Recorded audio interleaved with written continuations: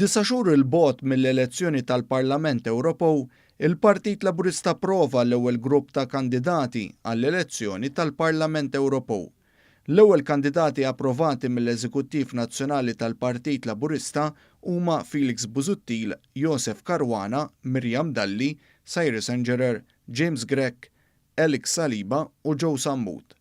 Fi-stqarrija l-Partit Laburista qal li iktar kandidati jkunu approvati fil-ġimgħat li ġejjin. Il-Partit Laburista saħaq ukoll li l-ewwel grupp ta' kandidati diġà jindika li għall-elezzjoni li mistennija ssir fil-25 ta' Mejju li ġej, il-Partit Laburista se jkollu l-aqwa għażla biex il-Maltin u l-Awċin ikunu rappreżentati bl-aħjar mod fil-Parlament Ewropew.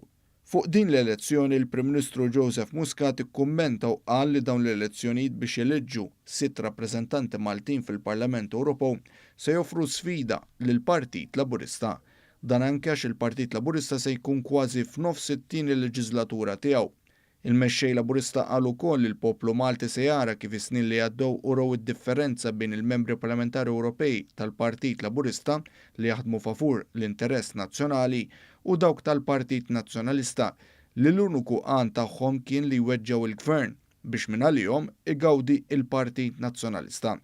Biex għamlu hekk spiċċaw jippruvaw iweġġew il-pajjiż għal darba wara oħra.